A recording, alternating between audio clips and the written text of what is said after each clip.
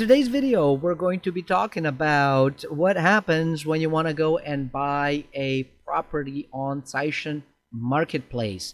And of course, you're going to go in, you're going to find the property that you want, you're going to do all of the research, and then of course, you're going to figure out which tokens you want to buy with. If you don't have any tokens, what do? Well, it's very simple. What you can do is, of course, you already have a MetaMask, right? Because you have to have it in order to use our website.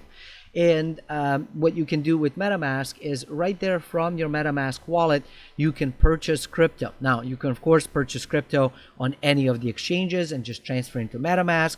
You can utilize, say that you don't have any ETH, DAI, or USDC, but you would like to purchase a property.